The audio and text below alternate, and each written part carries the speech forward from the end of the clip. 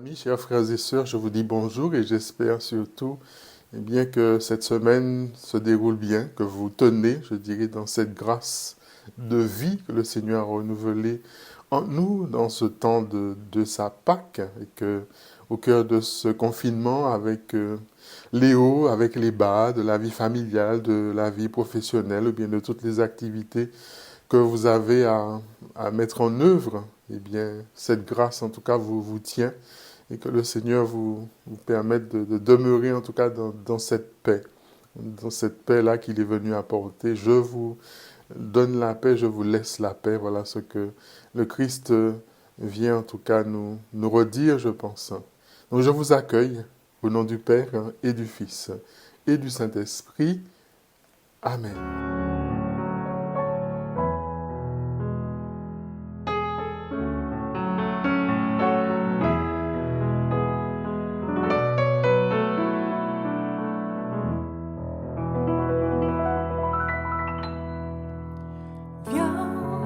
Esprit Saint, descends sur nous, comble-nous de ton amour, que rayonne ta bonté. Viens, envoyé du Dieu très haut, viens et fortifie nos corps, et fais de nous ta demeure. Viens et embrase nos vies, viens briller dans nos nuits, toi le consolateur. Viens, Esprit de vérité, viens purifier nos cœurs, viens nous renouveler. Viens, Esprit Saint, descends sur nous, comble-nous de ton amour, que rayonne ta bonté. Viens, envoyé du Dieu très haut, viens et fortifie nos corps, et fais de nous ta demeure. Viens et embrase nos vies, viens briller dans nos nuits, toi le consolateur. À toi nos louanges.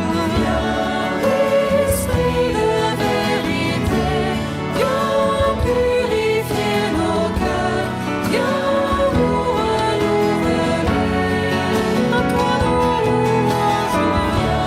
Viens et embrase nos vies, viens briller dans nos nuits, toi le consolateur. À toi nos louanges. Viens, Esprit de vérité, viens purifier nos cœurs, viens nous renouveler. À toi nos louanges.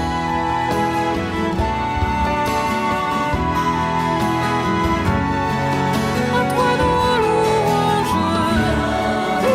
Esprit de vérité, viens purifier nos cœurs, viens nous renouveler.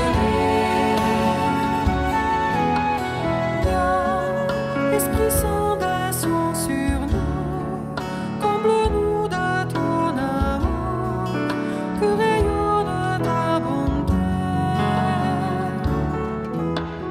Viens, envoyé du Dieu très haut, viens et fortifie nos corps, et fais de nous ta demeure.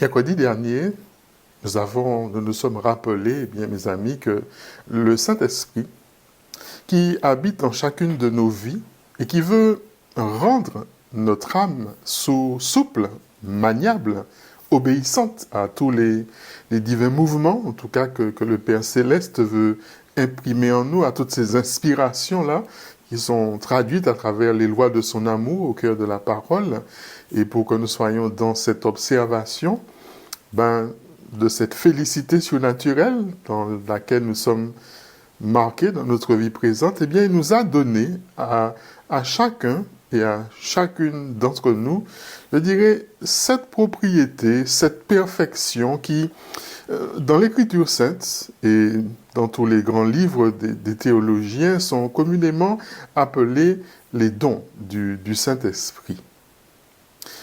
Ensuite, nous avons démarré notre aventure avec l'Esprit en revisitant quelques notions importantes sur le don de crainte. Ce don de crainte qui, nous l'avons dit, mes amis, ne doit pas nous plonger dans la peur.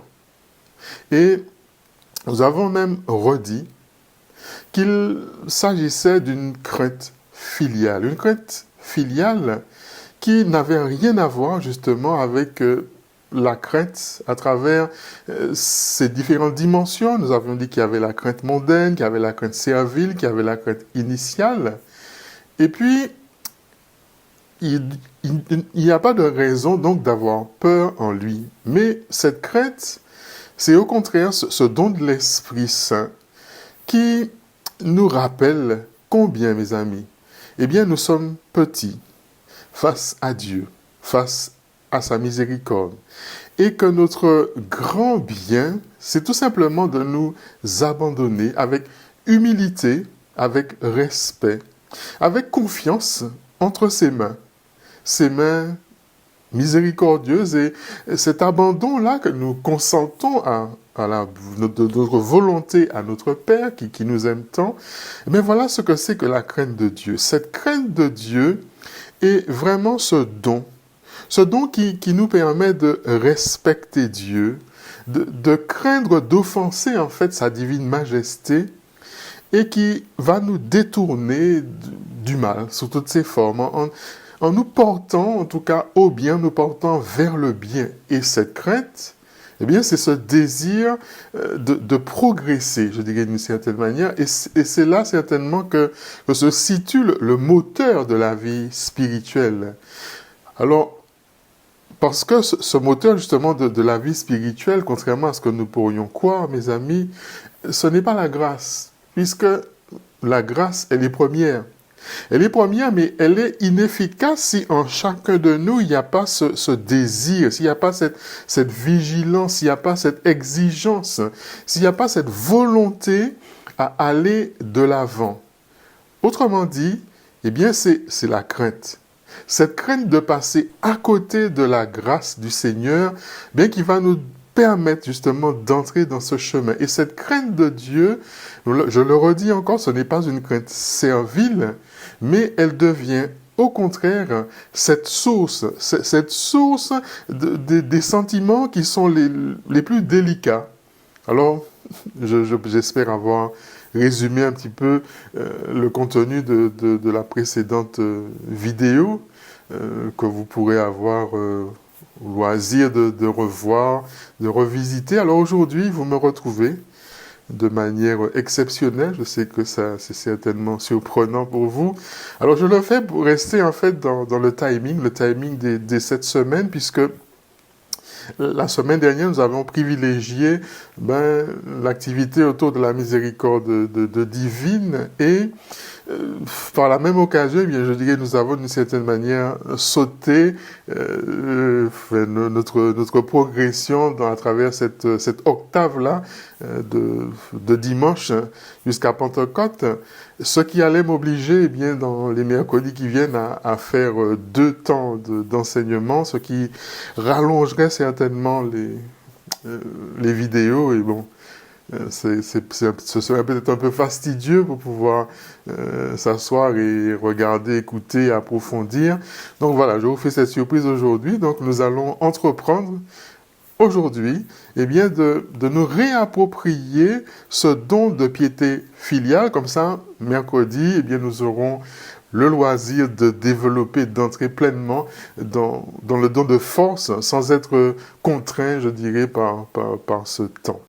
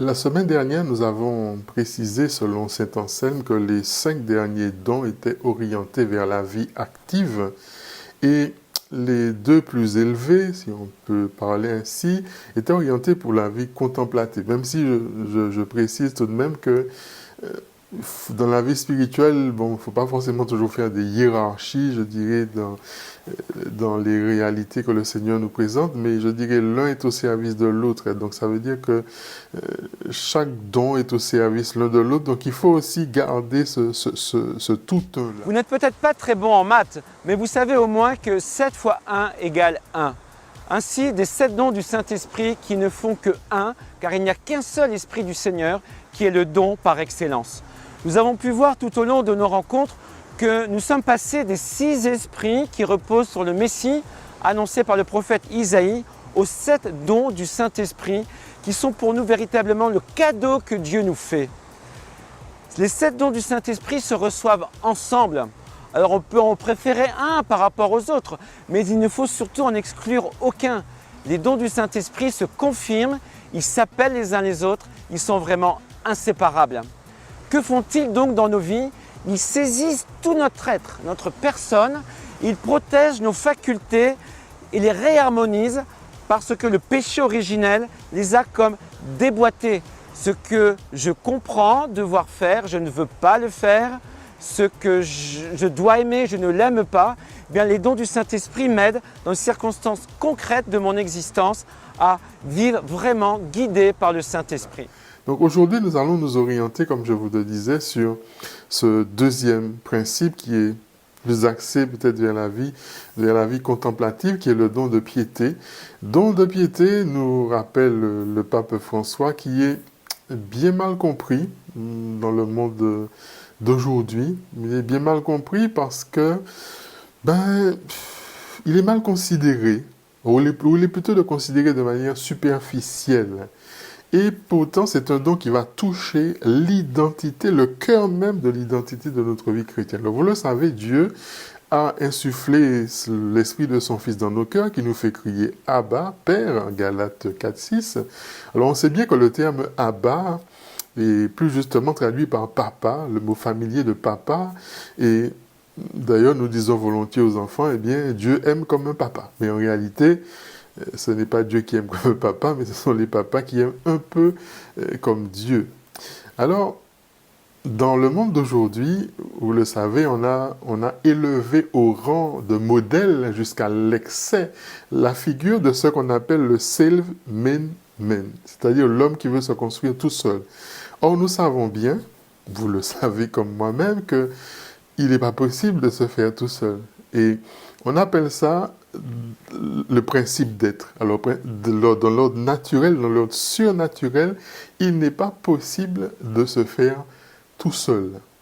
Eh bien, c'est ce principe d'être-là qui est considéré comme piété. C'est-à-dire, en tant qu'elle va rendre un culte, un devoir envers les parents, envers la patrie, envers ceux en tout cas à qui nous sommes ordonnés. Donc c'est une vertu spéciale. Alors pourquoi ce principe d'être? Eh bien tout simplement parce que nous sommes établis dans un rapport de filiation en vertu du bienfait que nous avons reçu. Et d'une certaine manière, eh bien nous avons des bienfaiteurs. Enfin, je dirais, Dieu est un bienfaiteur, nos parents sont nos bienfaiteurs et nous leur devons, comme je disais, d'une certaine manière, un culte. Et c'est cela le fondement de la piété. Donc, dans cet ordre-là, nous ne nous sommes pas faits tout seuls. Et nous avons des principes d'être aussi de gouvernement. Nous avons reçu des bienfaits surnaturels qui viennent de Dieu.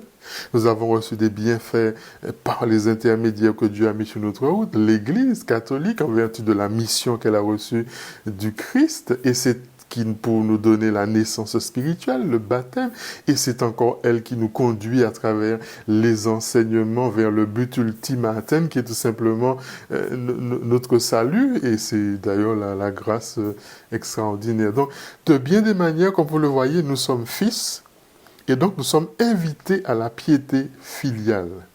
Alors, qu'est-ce que la piété filiale et envers qui elle doit s'exercer? Donc, c'est une vertu, nous l'avons vu, c'est une inclination plutôt, qui est bonne, qui est stable de l'âme, qui va nous pousser à agir au bien. Et cette piété-là, qui se rattache à la vertu cardinale de justice, s'exerce particulièrement envers les supérieurs. Donc, la piété nous relie à eux de différentes manières. Je dirais comme un cercle concentrique. Nous avons tout d'abord Dieu, Dieu que nous appelons Père et qui l'est de manière excellente. Et puis nous avons ceux que Dieu a placés auprès de nous pour pouvoir advenir à nos besoins, qui sont nos parents, qui sont nos supérieurs légitimes, nos maîtres. Donc la piété, c'est par excellence cette disposition filiale, c'est-à-dire que c'est la vertu du Fils. C'est ce qui nous permet d'être fils. Et c'est le rôle propre de la piété, eh bien c'est de rendre au Père le culte que nous lui devons. Donc par la piété, nous rendons à nos principes d'être un peu de ce qu'ils nous ont transmis. Nous sommes d'une certaine manière vis-à-vis d'eux des débiteurs.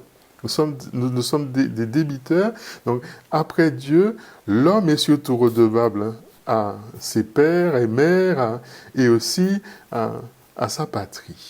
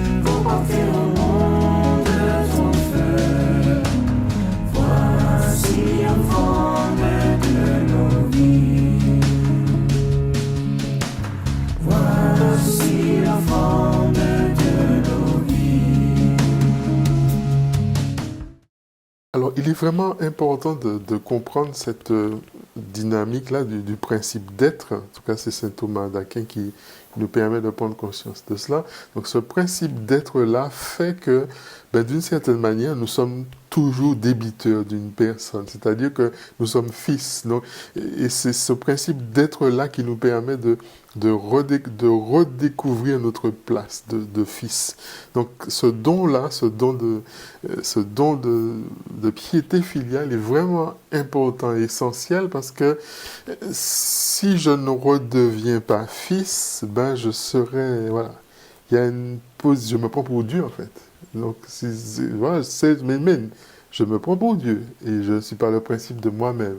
Donc il y a des principes d'être et je vais vouer un culte. Je sais que le mot il est fort, ça peut être dérangé. Je vais vouer un culte envers ceux à qui je suis débiteur. Donc voilà, vraiment saisir cette dimension-là. Donc vous voyez qu'on est loin de simplement la piété comme une histoire de prière. Mais c'est un don qui nous permet déjà de redevenir fils. Si je ne redeviens pas fils, ma prière ne sera pas forcément orientée, je dirais, de la bonne manière. Comme vous le voyez, je vous le disais au début et à la suite du pape François, ce don-là, nous avons vu qu'il nous rend fils et nous l'avons vu à plusieurs niveaux, à la fois au niveau avec Dieu, au niveau avec nos débiteurs, au niveau avec nos parents, avec la patrie même. Ce don qui nous rend fils, eh bien, est réduit à cette dimension de prière. C'est-à-dire que celui qui est pieux, celle qui est pieuse, c'est la personne qui prie et parfois même, comme dit Jésus, qui rabâche des prières. Mais c'est totalement autre chose. C'est d'abord ce don qui va nous rendre fils. Et par la même occasion, qui nous rend aussi frères. Et qui nous permet, en fait, d'entrer dans le mot préféré de Jésus. Le mot préféré de Jésus, c'est Père. Lorsque ses disciples, et je dirais ce papa que Jésus dit, montre cette intimité qu'il partageait avec Dieu, qui était remplie à la fois de joie, de paix, et ce bonheur d'aimer, ce bonheur d'être aimé là, il n'a pas gardé pour lui, il a accepté de le partager à ses disciples, parce que lorsque les disciples lui disent, mais apprends-nous à prier, il leur dit, mais quand vous priez, dites Père.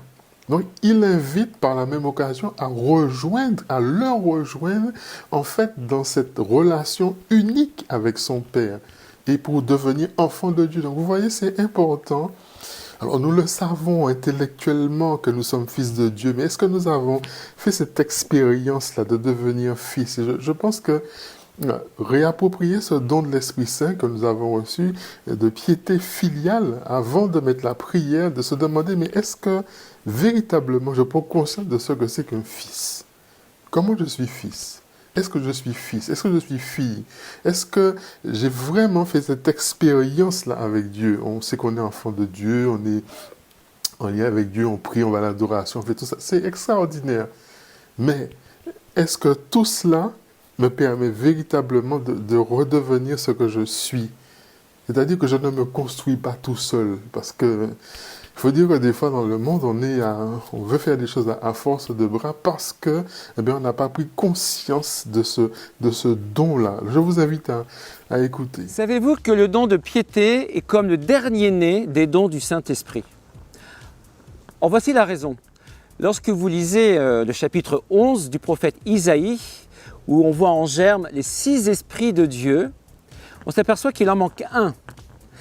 Et il est apparu grâce aux traducteurs qui, 2 siècles avant Jésus, traducteurs qui ont traduit la Bible de l'hébreu en grec, ont comme buté sur le mot crainte de Dieu. Ils ont vraiment voulu garder cette dimension de la créature devant son créateur, qui ne peut pas se comporter n'importe comment devant l'infinie divinité de Dieu. Mais en même temps, on voulait aussi insister sur cet attachement à Dieu, un attachement qui vient du cœur. Et donc ils ont traduit le mot crainte, nos traducteurs, par 2 mots, crainte et piété. Et la piété est donc devenue dans la Bible cet attachement filial à Dieu.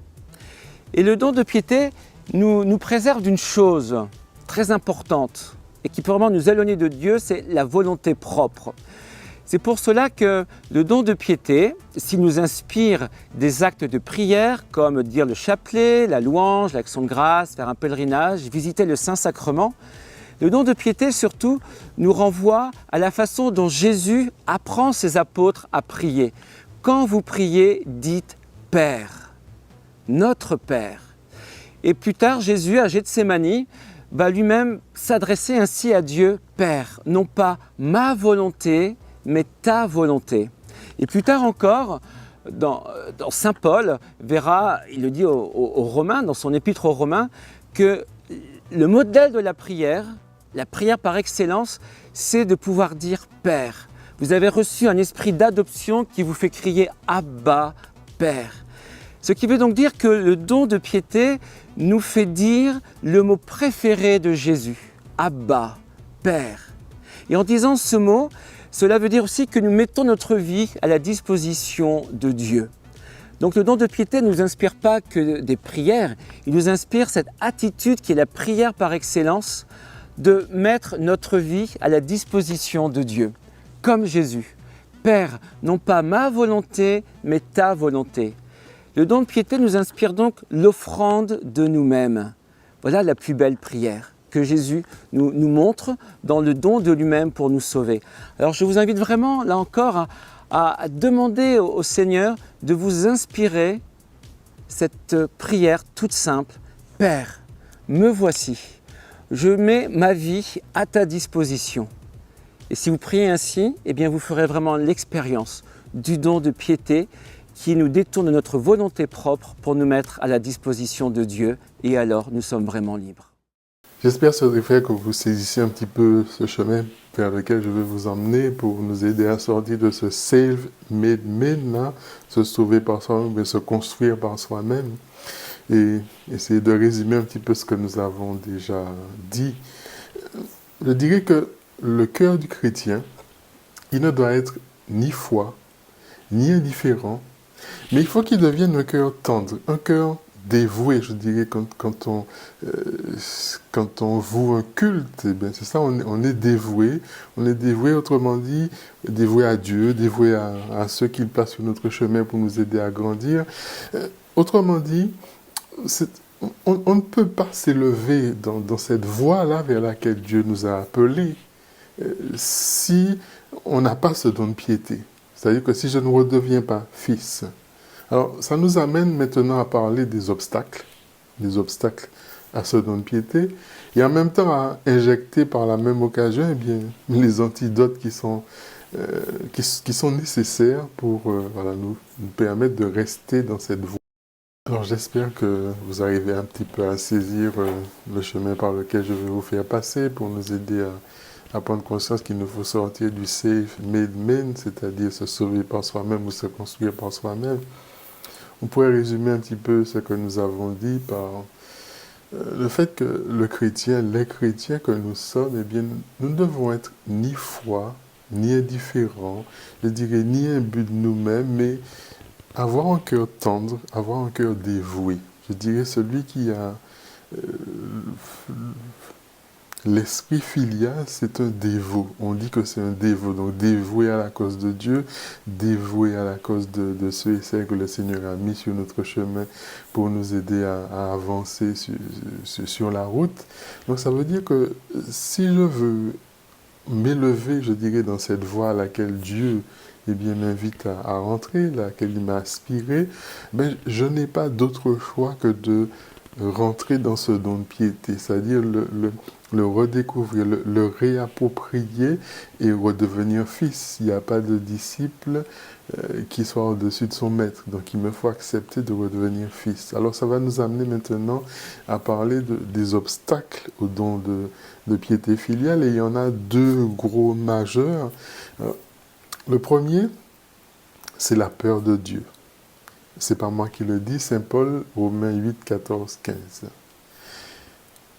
Ceux qui se laissent conduire par l'Esprit, ceux-là sont fils de Dieu. C'est clairement dit, il n'y a pas d'ambiguïté. Ceux qui se laissent conduire par l'Esprit, ceux-là sont fils de Dieu. Vous n'avez pas reçu un esprit qui fait de vous des esclaves et qui vous ramène à la peur, mais vous avez reçu un esprit qui fait de vous des fils, encore répété une deuxième fois. Et c'est en lui que nous crions Abba, c'est-à-dire Père. Romains 8, 14. Et prendre Dieu pour un gendarme, c'est pas une bonne chose. C'est-à-dire ce gendarme qui va faire en sorte que si je ne prie pas, si je ne vais pas à la messe, si je ne sais pas, je ne fais pas quoi, il va m'arriver un malheur. Alors c'est quelque chose qui est fréquent, c'est quelque chose qui est courant, mais c'est paralysant. Et ça peut prendre plusieurs formes, mais le trait commun de ce péché-là, c'est une ignorance de ce que c'est que la vraie paternité. Alors c'est vrai que dans notre vie, parfois, nous sommes blessés par notre paternité qui n'a pas été toujours à la gloire du Seigneur, ou dans laquelle on n'a pas forcément grandi comme il fallait, on n'a pas eu ce Père pour nous donner, je dirais, de faire saisir ce que c'est qu'un Père. Donc on est vraiment abîmé des fois dans cela. Alors Dieu, on sait ce que c'est. Enfin, tout le monde parle de Dieu, mais bon, Dieu c'est qui? C'est peut-être Dieu, hein. On parle de Dieu, on parle de Jésus, on connaît, l'Esprit Saint, on connaît, mais le Père, je ne suis pas si sûr que cela, qu'on comprenne véritablement ce que ça veut dire. Est-ce que vraiment on a ce même élan que Jésus, cet élan filial qui lui fait dire sur la croix, mais Père, est-ce qu'on a cet élan filial-là? Alors, il y a vraiment à nous réapproprier cette grâce-là de la filiation, de refaire mémoire de notre baptême, mais pas seulement avec l'eau qui a été déposée sur nous, mais cette adoption qui a été faite. Je suis fils de Dieu, je suis fils du Père, j'ai un Père qui est Dieu et qui m'aime pour toujours, et qui fait de moi un fils, qui fait de moi une fille. Et en comprenant cela, eh ben, je ne peux devenir que dévot. Donc je vais déployer la prière. On va voir comment ça va se faire.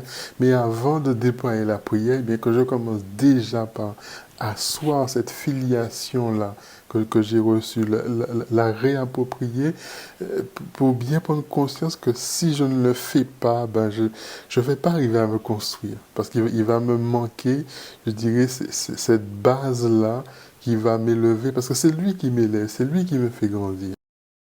Le deuxième obstacle qui est opposé, je dirais, au don de piété filiale, eh bien, c'est l'égoïsme. Cette espèce de passion déréglée de l'homme déchu qui s'enferme tellement sur lui-même, eh bien, que ça brise aussi notre union avec Dieu. Eh bien, vous savez, le don de piété filiale, qu'est-ce qu'il va faire? Il va réaliser la même chose que le feu fait sur la cire dans notre cœur.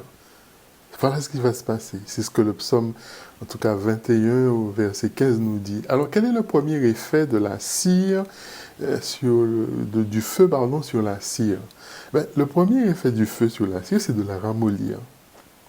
De ramollir cette cire de sorte qu'on puisse imprimer ce que l'on veut là-dessus. Donc, on pourra imprimer le visage de Jésus méprisé, le visage de Jésus glorifié, le visage de Jésus abandonné à la croix, de Jésus servi par les anges, de Jésus au désert, de Jésus glorifié dans sa résurrection, de Jésus méprisé dans sa naissance. Donc la cire est devenue tellement molle, elle va prendre tellement toutes les formes, les figures qu'on lui donne, c'est ce que le feu fait sur la cire, c'est ce que le don de piété fait sur notre cœur.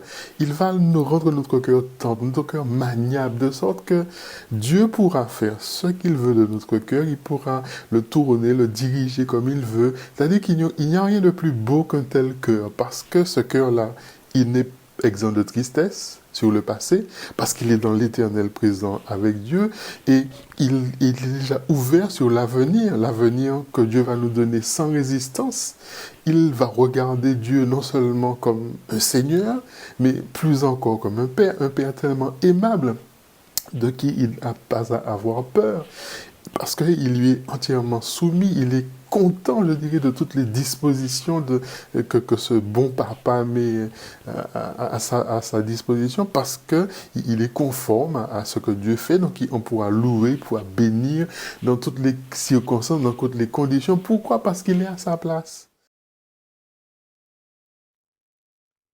Tu m'as ébloui par tes mélodies,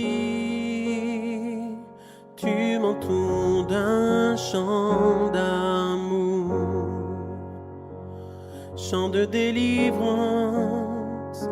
devant mes ennemis.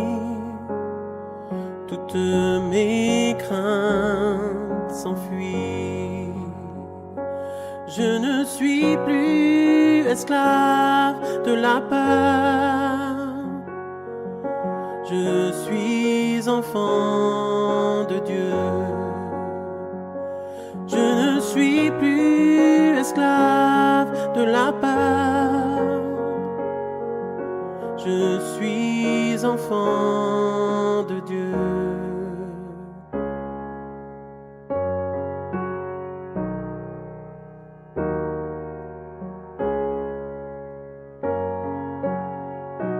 Avant ma naissance, tu m'avais choisi, appelé par mon nom. Tu m'as adopté, je suis de ta famille. Ton sang coule dans mes veines. Je ne suis plus esclave de la peur. Je suis enfant de Dieu. Je ne suis plus esclave de la peur. Je suis enfant de Dieu. Je ne suis plus esclave de la peur. Je suis enfant de Dieu. Je ne suis plus esclave de la peur. Je suis enfant de Dieu.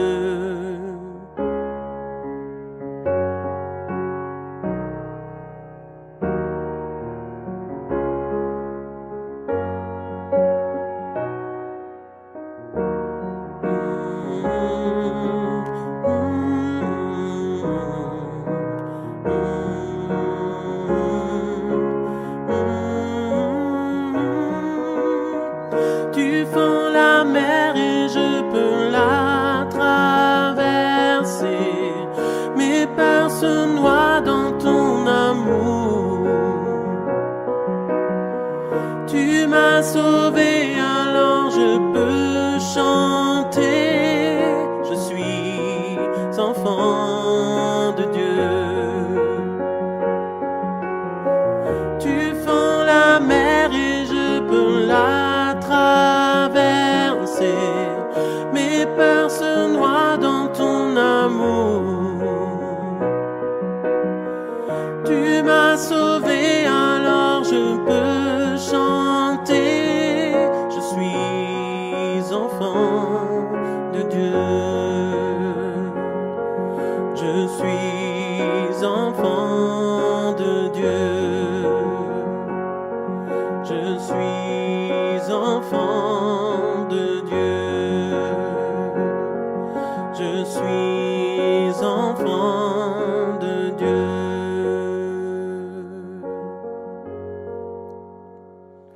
Je ne suis plus esclave de la peur.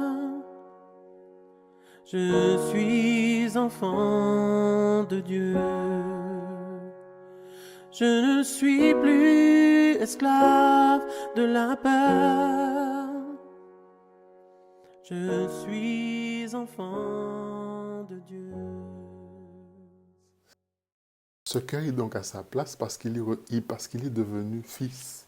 Il épouse sa condition de fils. Il se laisse élevé par le Père. Donc, il est à sa bonne place. Et vous voyez, en devenant fils, eh bien, la prière va s'enchaîner. Mais ce n'est pas la prière avant et puis ensuite on se dit qu'on est fils de Dieu. Mais c'est réapproprier cette filiation-là pour que ce qui découle. Alors, justement, la deuxième chose qui va se passer, la deuxième chose que fait justement le feu sur la cire, eh ben, c'est qu'elle va la faire couler. Elle va la faire couler comme de l'eau, comme de l'huile. Eh bien, le don de piété opère la même chose dans le cœur. Il va imprimer une tellement grande dévotion dans notre cœur que ça va être une dévotion tendre, que ça va être un penchant qui est tellement grand envers Dieu, envers tout ce qui tend à l'honneur de Dieu, eh bien que ça va couler, je dirais, comme une cire fondue. Et ainsi, eh bien, effectivement, eh bien, le dévot sera véritablement un cœur priant. Mais sa prière ne sera pas simplement une prière rabâchée, mais une prière filiale. parce que elle sera dite dans la bonne position, en fait. Dans cette bonne position qui a fait de lui un fils, qui a fait de lui une fille. Alors, une âme, mes amis, qui possède une véritable piété, eh bien, elle est aussi une âme qui souffre. Pourquoi elle souffre? Parce qu'elle est blessée. Blessée, eh bien, de tout ce que l'homme peut faire à ce père, parce qu'il a découvert ce père qui est tellement aimant. Donc, il va souffrir d'une grande tristesse de voir que certains injurent Dieu, que certains se moquent de Dieu, de la même manière qu'un enfant, eh bien, il est triste quand on se moque de son papa, parce qu'on est blessé aussi des injures que l'on fait à son père, et c'est ça un petit peu la douleur que ressentent les saints, et nous la partageons aussi. Alors, quel est le meilleur moyen de garder cette disposition? Je crois que c'est surtout de fréquenter l'Écriture, c'est-à-dire ne pas d'abord revenir à sa propre histoire, à ses souvenirs de famille, parce que Dieu est d'abord notre Père céleste, unique, tellement différent que voilà, nous pouvons vivre en positif comme en négatif dans notre propre vie de famille. Eh bien, le moyen, c'est de nous approcher de l'Écriture. Il n'y a que Jésus qui nous donne le vrai visage de Dieu, le vrai visage du Père. Il n'y a que Jésus qui nous donne cette lumière qui pourra nous faire revenir à ce moment-là sur notre passé familial pour pouvoir l'éclairer. Et parlant de l'Écriture, nous avons particulièrement les psaumes qui nous révèlent justement cet élan d'un cœur filial. Alors je vous invite véritablement, lorsque vous méditez les psaumes, à chercher à repérer cet élan filial, parce que je vous rappelle que c'était la prière particulière, en tout cas de Jésus, il priait souvent les psaumes, donc de chercher dans les psaumes cette élévation-là, cet élan-là qui vous amène à crier en fait vers Dieu à travers votre prière. Et puis, pour nous guérir de cette image, je dirais, un peu abîmée du Père, qui nous empêche de trouver notre stature de fils dans laquelle Dieu, le Père, veut nous faire goûter, mais peut-être méditer sur cette phrase de Jésus, Jésus qui nous a encouragés en disant que son Père céleste, il fait lever son soleil sur les bons comme sur les méchants. Donc, c'est pas parce que j'ai été blessé dans mon histoire familiale que je ne peux pas découvrir ce vrai visage du Père. Parce qu'à un moment donné, il faut que j'accepte de naître. Il faut vraiment accepter de naître. Et c'est peut-être, ça rejoint un petit peu ce que Jésus disait cette semaine à Nicodème. Il faut naître d'en haut. Il y a cette naissance-là d'en haut. Et je pense que c'est ça, acquérir cette filiation-là qui va nous permettre justement d'avancer sur notre route. We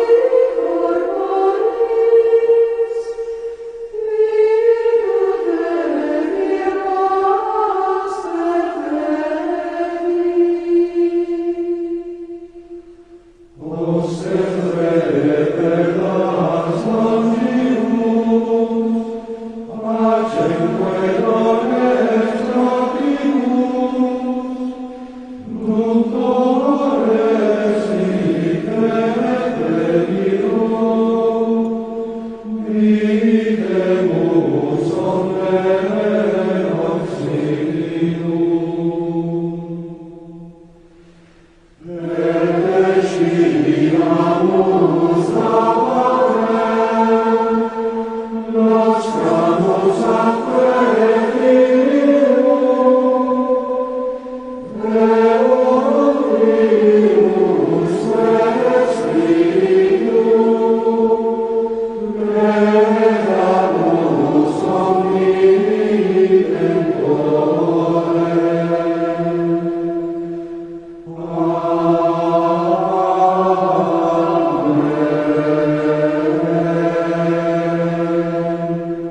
terminer, voyons quels sont les moyens pour cultiver en nous le don de piété. Le premier moyen, c'est la prière, et particulièrement la prière à l'Esprit Saint pour lui demander ce don, parce que vous savez, c'est le don propre de l'Esprit Saint. Vous savez, dans le mystère de la Trinité, chacun, je dirais, a sa mission, et particulièrement l'Esprit Saint, c'est de nous donner les dons qu'il a en lui-même. Alors, demandons-lui instamment ce don de piété filiale. Demandons aussi ce don-là à Jésus. Pourquoi le demander à Jésus? Parce que ça nous permettra d'entrer dans son esprit filial à lui. Nous avons en nous, avoir en nous les mêmes dispositions qui étaient en Jésus. Demandons à Jésus d'entrer dans son esprit filial pour pouvoir estimer, pour pouvoir honorer, pour pouvoir aimer Dieu avec la même proportion que Jésus. Donc j'exagère seulement en disant ça, mais demandons ça à Jésus, il va nous donner cette même proportion comme lui. Et chaque fois que nous disons la prière du Notre Père, récitons-la avec un esprit filial. Savourons particulièrement les premières paroles. Ces premières paroles qui nous assurent que Dieu est notre Père, Pater Noster. Donc, Pater, c'est le résumé, je crois, en un seul mot de la foi chrétienne. Hein. Nous avons un Dieu qui est Père. C'est une folie. C'est bien ça que Saint Paul dit. Oui, Dieu, c'est notre Père, c'est mon Père. Comme Jésus disait, mais voilà, on l'a dit, mais il est malade, il faut le tuer. Mais c'est pareil. C'est cette folie-là qui dit notre foi, que Dieu est notre Père. C'est ce mot qui résume véritablement la première loi du christianisme. Et le deuxième qui va résumer, la deuxième loi du christianisme, c'est noster.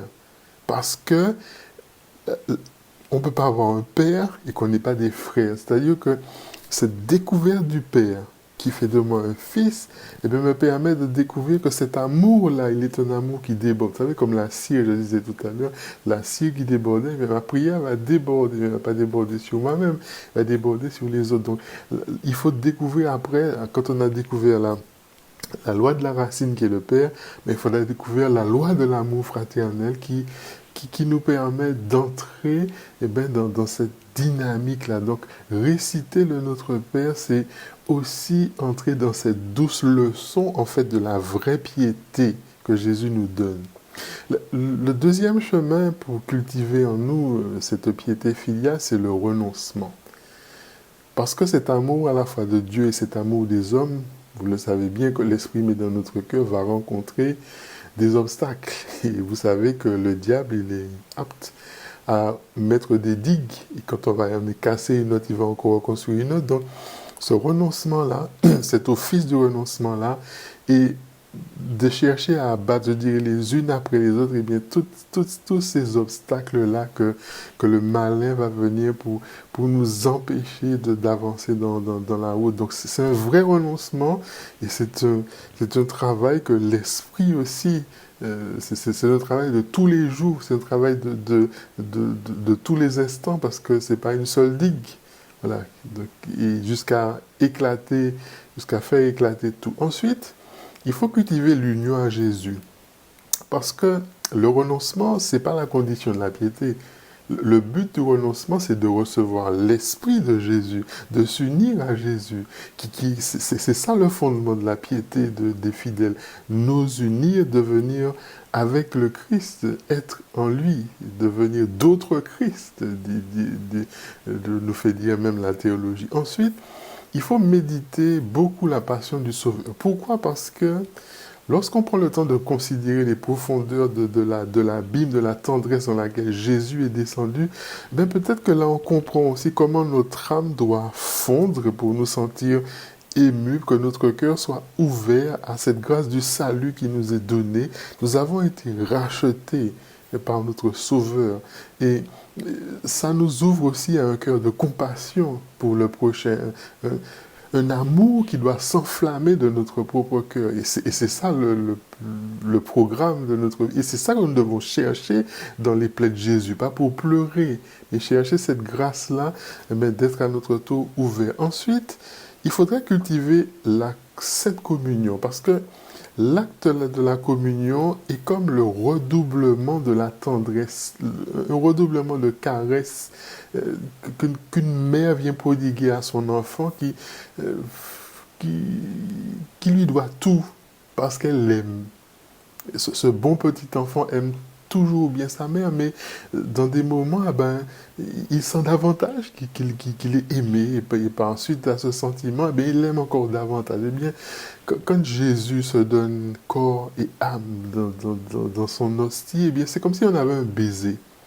C'est comme si on avait ravivé en nous ce baiser-là de l'amour de Dieu qui vient enflammer, qui vient augmenter notre amour, donc, et qui va nous faire rentrer dans une charité, parce que communier à Dieu, c'est aussi communier aux hommes. Donc, comme je le dis souvent à ceux qui sont appelés pour ce ministère qui est un peu extraordinaire, ils ne sont pas ministres de l'Eucharistie, mais ils sont ministres de la communion. Donc vous comprenez bien, sœurs et frères, que lorsqu'on va à la table eucharistique, on ne va pas simplement manger mon Jésus. Enfin, on retourne dans cette espèce de possessivité dont on parlait l'autre jour, mais on va rencontrer à la fois l'homme, on va rencontrer à la fois Dieu. Alors c'est vrai que dans l'Église, c'est un grand sujet de division, les laïcs qui donnent et qui portent le sacrement de l'Eucharistie à des frères, mais je crois qu'au moment de la messe, la messe dit la vérité de notre vie. Donc,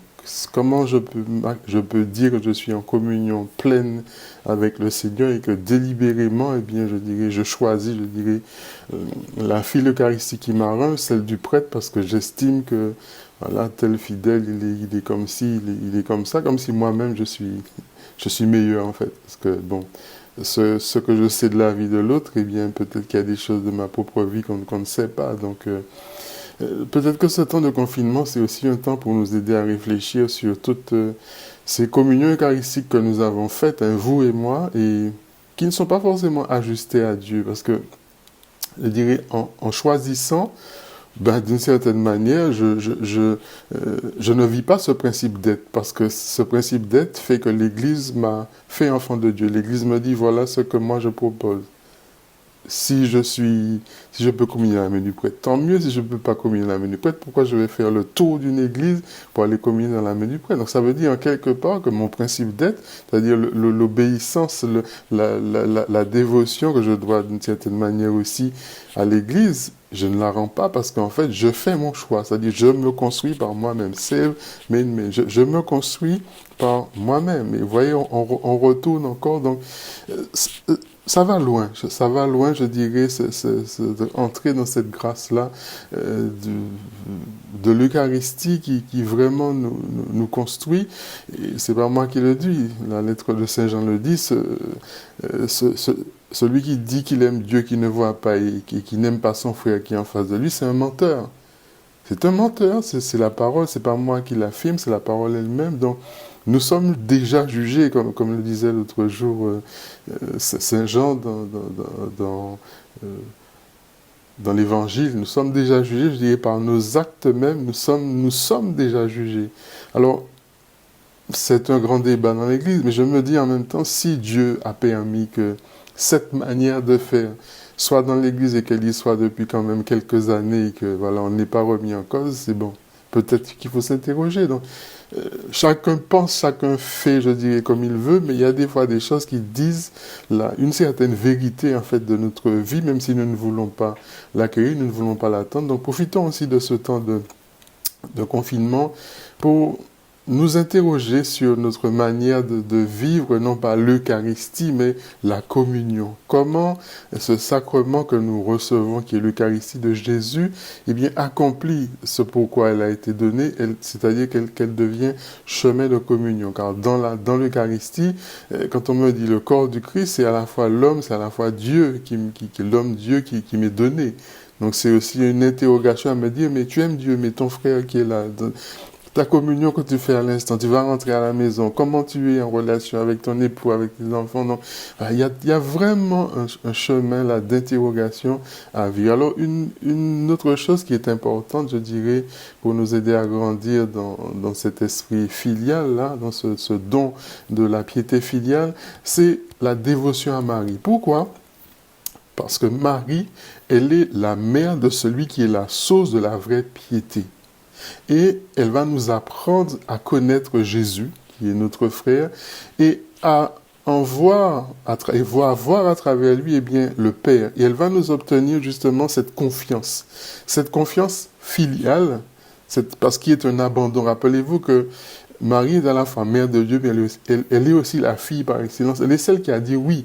Donc elle va nous apprendre à entrer dans cette confiance-là d'un abandon final, parce que elle-même, elle sait qui elle est.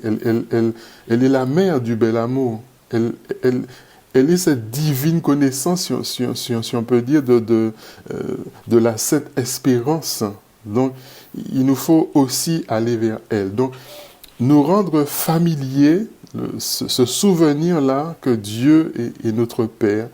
Voilà aussi un autre chemin, vraiment nous rendre familiers de ce souvenir, cette mémoire, je dirais même pas seulement un souvenir, parce que le souvenir peut s'évaporer, mais cette mémoire que Dieu est notre Père. Accoutumons-nous avec cette pensée que Dieu est notre Père, et rendons-nous-la, je dirais, totalement ordinaire, rendons-nous-la familière, dans le bon sens du terme, qu'elle passe, pour ainsi dire, dans notre nature.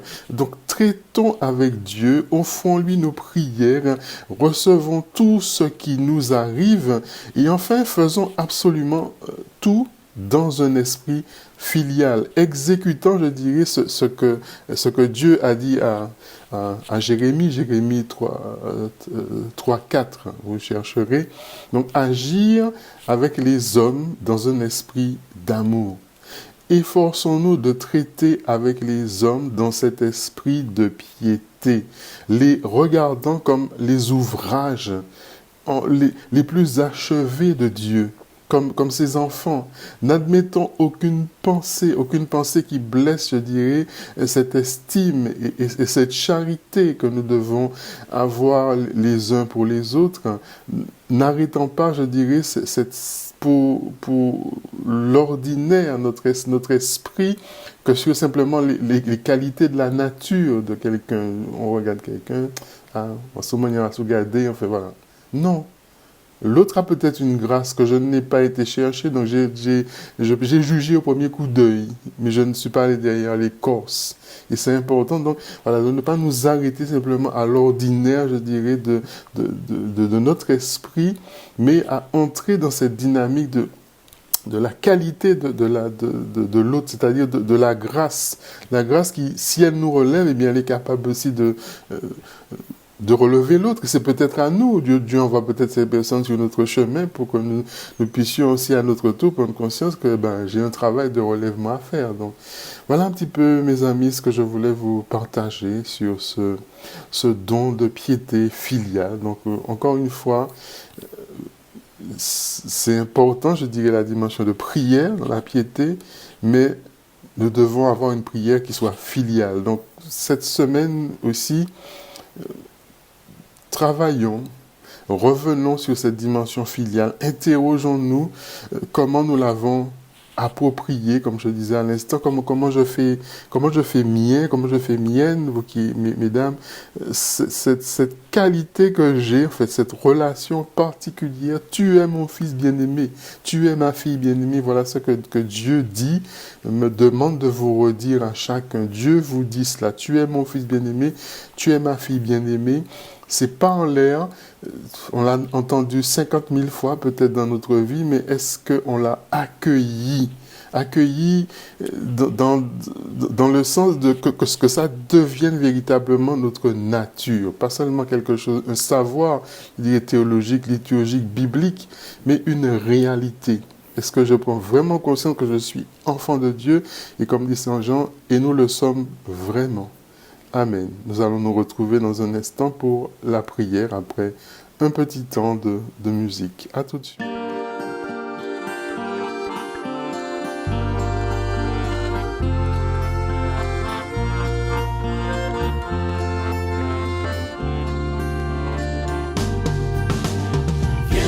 Esprit de sainteté, viens esprit de lumière, viens esprit de feu, viens nous embraser, viens esprit de sainteté, viens esprit de lumière, viens esprit de feu, viens nous embraser, viens esprit du Père. Sois la lumière, fais jaillir les cieux ta splendeur de gloire. Viens esprit de sainteté, viens esprit de lumière, viens esprit de feu, viens nous embraser. Témoin véridique, tu nous entraînes à proclamer Christ est ressuscité. Viens esprit de sainteté, viens esprit de lumière, viens esprit de feu, viens nous embraser. Entrons dans la grâce de cette prière les uns pour les autres, les uns avec les autres, que le Seigneur nous tienne véritablement en sa présence au nom du Père et du Fils et du Saint-Esprit. Amen. Ô Esprit Saint, abîme de bonté et de douceur, je t'adore et te remercie de toutes les grâces que tu m'as accordées, spécialement de m'avoir revêtu de la sublime dignité d'enfant de Dieu. Malheureusement, je n'ai pas vécu d'une manière digne de ce grand privilège. Par mes innombrables péchés, je me suis révolté contre mon Père céleste. Je lui ai tourné le dos et je me suis rangé parmi ses pires ennemis. Mais toi, tu as eu pitié de moi, ô Esprit Saint. Tu m'as excité au repentir et obtenu, je l'espère, mon pardon. Tu m'as rendu ma dignité première, mon beau titre d'enfant de Dieu. Sois-en béni à jamais. Daigne mettre le comble à tes bontés en m'envoyant le véritable esprit des enfants de Dieu, l'esprit de piété qui me donne pour Dieu des sentiments de filial amour et de douce confiance et, pour le prochain, un cœur tendre et compatissant. Esprit Saint, divin consolateur des âmes, je te supplie, par les mérites de Jésus, par l'intercession de la Vierge Marie, daigne attendrir mon cœur si dur et si insensible, bannissant la défiance à l'égard de Dieu et ses craintes exagérées qui ôtent le courage et la ferveur, chassant aussi l'envie et la rudesse pour le prochain, si contraire à l'amour qui doit régner entre frères. Alors au Esprit Saint, le service de Dieu me sera agréable, son joug me paraîtra doux et léger. Mes rapports avec le prochain seront empreints de la céleste suavité de ton onction. Je courrai dans la voie de tes commandements parce que tu auras dilaté mon cœur. Ô Marie, tendre épouse du Saint-Esprit, obtiens-moi le beau don de piété. Et puisque je vous ai dit au début que les dons du Saint-Esprit sont inséparables les uns des autres, demandons-les ensemble et recevons en même temps la bénédiction de la Sainte Trinité. Esprit Saint, accorde-nous le don de sagesse, que nous sachions reconnaître Dieu présent, manifesté au monde, dans le monde, considérant toutes choses dans sa lumière et dans le souvenir permanent de la vie éternelle. Esprit Saint, accorde-nous le don d'intelligence qui nous fera comprendre les vérités de la foi, entrer dans leur sens et contempler leur harmonie intérieure. Mets en nous l'amour et l'intelligence des vérités enseignées par l'Église. Esprit Saint, accorde-nous le don de conseil que nous sachions toujours discerner la volonté de Dieu, même dans les moments les plus difficiles. Garde-nous de toute décision inconsidérée, nous dirigeons toujours et en tout par ta prudence. Esprit Saint, accorde-nous le don de force, qu'il nous donne le courage de dépasser les épreuves sur le chemin qui nous conduit au salut. Esprit Saint, accorde-nous le don de science, que nous nous laissions guider par la foi pure, jour après jour, que nous sachions discerner ce qui nous conduit vers toi. Esprit Saint, accorde-nous le don de piété, que nous demeurions dans la confiance sous le regard aimant du Père, et que nous soyons les témoins de sa tendresse auprès de tous les hommes. Oui, viens, esprit de crainte, rends-nous suffisamment conscients de la toute-puissance, de la majesté de Dieu pour ne point pécher envers elle. Seigneur, nous te demandons de venir nous bénir en ce jour et nous donner toute la force dont nous avons besoin pour continuer ce confinement. Nous te prions particulièrement pour que tu donnes force, pour que tu donnes courage à tous les soignants dans ton nom puissant, pour qu'ils puissent tenir jusqu'au bout et permettre à notre pays de sortir de cette pandémie. Merci Jésus pour leur dévouement auprès des malades et pour le pays. Demandons aussi pardon d'avoir combattu contre Dieu, d'avoir combattu peut-être ses projets, de n'avoir pas cru suffisamment en sa parole, en ses promesses. Demandons pardon pour le combat dans notre pays contre Dieu qui veut laïciser toutes choses.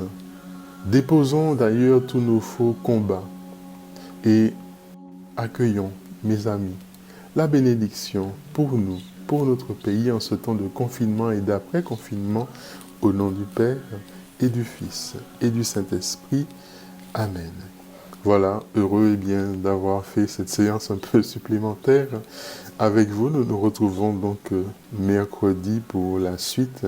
Nous allons entrer dans le don de force. Soyez bénis, prenez soin de vous, prenez soin les uns des autres et restons unis dans la prière. À bientôt.